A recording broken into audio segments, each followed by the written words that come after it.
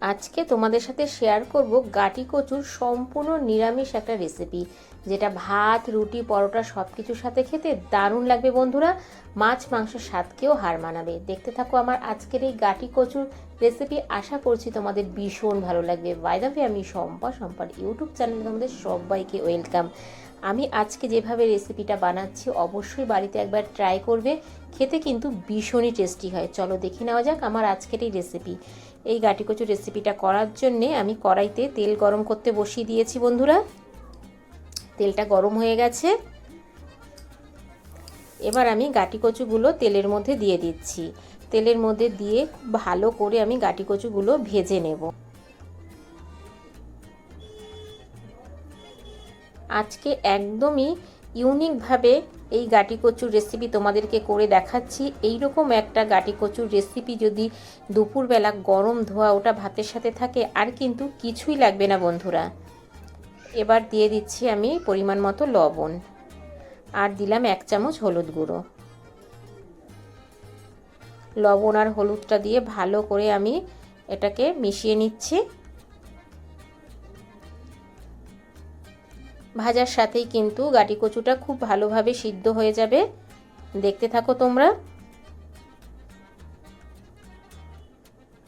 আর বাড়িতে অবশ্যই এইভাবে একবার ট্রাই করবে। এবার আমি গাটি কচুটাকে গ্যাসের ফ্লেমটা একদম লো করে ঢেকে দেব 5 মিনিটের জন্যে। এইদিকে দেখো আমি একটা বাটি নিয়ে নিয়েছি। বাটির মধ্যে দিয়ে দিলাম 1 চামচ হলুদ গুঁড়ো, 1 চামচ জিরের গুঁড়ো, 1 চামচ ধনের গুঁড়ো, আর দিচ্ছি 1/2 চামচ ঝাল লঙ্কার গুঁড়ো, আর 1/2 চামচ কাশ্মীরি লাল লঙ্কার গুঁড়ো। এবার আমি এখানে দিয়ে দিচ্ছি কিছুটা দুধ দিয়ে আজকে এই গুঁড়ো মশলাটা ভালোভাবে গুলে নেব, যেন কোনো রকম ডালা না থাকে। সাধারণত আমরা জল দিয়েই মশলা করি, তবে আজকের গাটি কচুর রেসিপিটা যেহেতু একদমই অন্যরকম, তাই আজকে আমি দুধ দিয়ে করে দেখাচ্ছি তোমাদেরকে। ভীষণ টেস্টি হয় খেতে বন্ধুরা। একবার হলেও বাড়িতে ট্রাই করবে, অনুরোধ রইল। ফিরে আসলাম 5 মিনিট পরে। দেখো খুব ভালোভাবে কিন্তু গাটি কচুটা আমার ভাজা হয়ে এসেছে। এবার আমি আরও একটু নাড়িয়ে চাড়িয়ে নেব।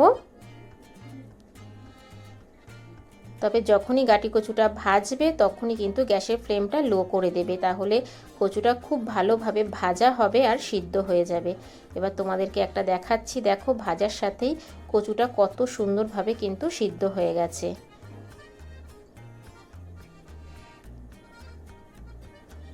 একটা দেখিয়ে দিলাম তোমাদেরকে। এবার আমি কচুটা তেল ছেঁকে তুলে নেব। একটা থালার মধ্যে আমি কচুটা তুলে নিচ্ছি।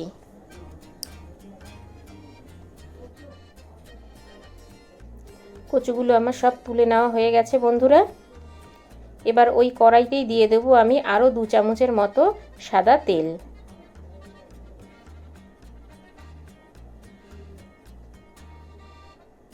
এবার আমি ওই তেলের মধ্যে দিয়ে দিচ্ছি আলু। আমি এখানে 2টো মিডিয়াম সাইজের আলু এই রকম ডুমো করে কেটে নিয়েছি। আলুগুলোকে এবার খুব ভালো করে ভেজে নেব।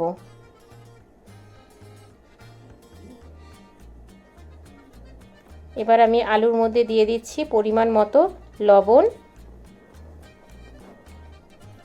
1/2 চামচ হলুদ গুঁড়ো। এবার ভালো করে আমি নাড়িয়ে চাড়িয়ে নেব। এইভাবে নাড়িয়ে চাড়িয়ে আলুটাকে লাল করে ভেজে নেব। তো দেখো বন্ধুরা, আলুটা কিন্তু আমার ভাজা হয়ে গেছে। এবার আমি আলুটাকেও তেল ছেঁকে একটা বাটিতে তুলে নেব।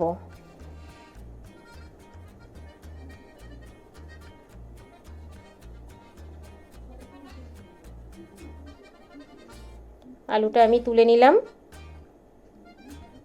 আমার কিন্তু এখানে আর কোনো তেল লাগবে না। এবার এই তেলের মধ্যেই আমি দিয়ে দিচ্ছি 3টে শুকনো লঙ্কা ফোড়ন, আর দিচ্ছি 2টো এলাচ, 2টো দারচিনি, আর 2টো লবঙ্গ, আর দিয়ে দিচ্ছি ছোট 2টো তেজপাতা, আর 1 চামচ সাদা জিরে। এবার ফোড়নটাকে আমি খুব ভালো করে একটু ভেজে নেব।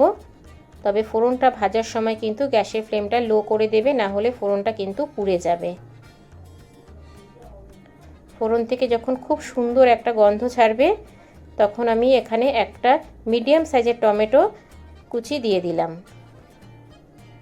আর দিয়ে দিলাম 1 চামচ আদা বাটা।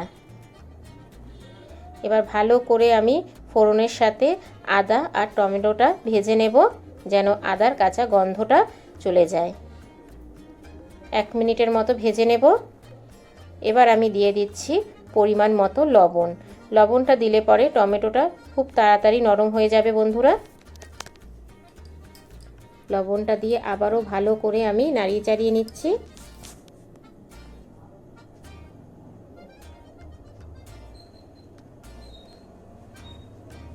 এবার আমি যে গুঁড়ো মশলাটা করে রেখেছিলাম সেটা দিয়ে দিলাম। এবার ভালো করে আমি একটু কষিয়ে নেব। গুঁড়ো মশলাটা যদি দুধ দিয়ে তোমরা গুলে আগে থেকে রেখে দাও 10 মিনিট আগে, তাহলে কিন্তু ভীষণই টেস্টি হয় খেতে। খুব ভালো করে আমি এবার মশলাটাকে কষিয়ে নেব। যত ভালো করে মশলাটা কষানো হবে তত বেশি রান্নার কিন্তু টেস্ট আসবে বন্ধুরা। এবার আমি গ্যাসের ফ্লেমটা লো করে মশলাটা ঢেকে দেব 2 মিনিটের জন্যে। ফিরে আসছি বন্ধুরা 2 মিনিট পরে। দেখো মশলা থেকে কিন্তু তেল ছেড়ে দিয়েছে। মশলাটা কত সুন্দরভাবে কষানো হয়েছে দেখতেই পাচ্ছ।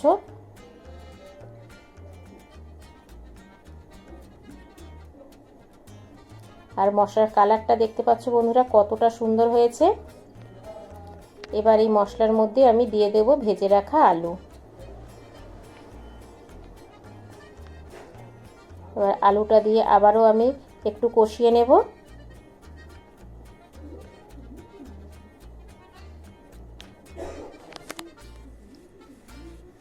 এক মিনিট কষিয়ে নেওয়ার পরে এবার আমি দিয়ে দেব পরিমাণ মতো জল। জলটাকে উষ্ণ গরম করে দেবে, এতে কিন্তু তরকারির টেস্ট আরও বেশি বেড়ে যায় বন্ধুরা। আমি এখানে মিডিয়াম বাটির 2 বাটি জল দিয়েছি। জলটা দেওয়ার পরে ভালো করে একবার নাড়িয়ে দিলাম। আবারও আমি একটু ঢেকে দেব। 5 মিনিটের জন্য আবারও ঢেকে দেব। ফিরে আসছি বন্ধুরা 5 মিনিট পরে। দেখো ঝোলটা কিন্তু একটু শুকিয়ে গেছে আর আলুটাও কিন্তু খুব ভালোভাবে সিদ্ধ হয়ে গেছে।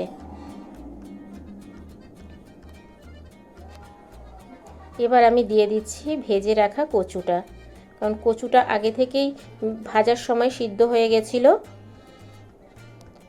এবার ভালো করে আবারও নাড়িয়ে চাড়িয়ে দিচ্ছি।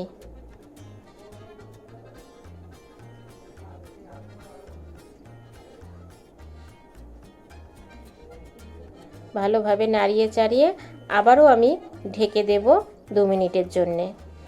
ফিরে আসলাম আবারও 2 মিনিট পরে। দেখো বন্ধুরা আমার কিন্তু কচু তরকারি একদমই রেডি।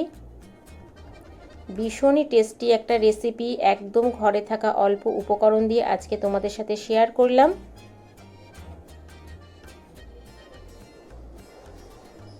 এবার আমি দিয়ে দিলাম স্বাদটা ব্যালেন্স করার জন্য 1/2 চামচ চিনি, আর দিয়ে দিচ্ছি 1/2 চামচ গরম মশলার গুঁড়ো। এবার ভালো করে আবারও একটু মিশিয়ে নেব। এই দেখো বন্ধুরা কালারটা দেখো জাস্ট ওয়াও, আর দেখতে কতটা লোভনীয় হয়েছে, খেতে কিন্তু অনেক বেশি টেস্টি হয়েছে। অনুরোধ রইল অবশ্যই বাড়িতে একবার এইভাবে গাটি কচুর রেসিপি করে সবাইকে খাওয়াবে। তা বন্ধুরা কেমন লাগলো আমার আজকের এই গাটি কচুর রেসিপি? ছোট্ট একটা মিষ্টি কমেন্ট করে জানিও, কারণ তোমাদের ছোট্ট ছোট্ট কমেন্টস আমাকে ভিডিও করতে অনেক বেশি উৎসাহ দেয়। বাই দ্য ওয়ে এতক্ষণ দেখছিলে শম্পার ইউটিউব চ্যানেল। আবার দেখা হচ্ছে তোমাদের সাথে নতুন কোনো রেসিপিতে। ততক্ষণের জন্য টাটা বাই বাই। সবাই ভালো থেকো, সুস্থ থেকো। আর আমার চ্যানেলকে যদি নতুন ভিজিট করে থাকো চ্যানেলটাকে সাবস্ক্রাইব করে পাশে থাকার বেল আইকনটা অল করে দিও। যখনই আমি নিত্য নতুন ভিডিও আপলোড দেবো তোমাদের কাছে পৌঁছে যাবে। Thank you for my video watch.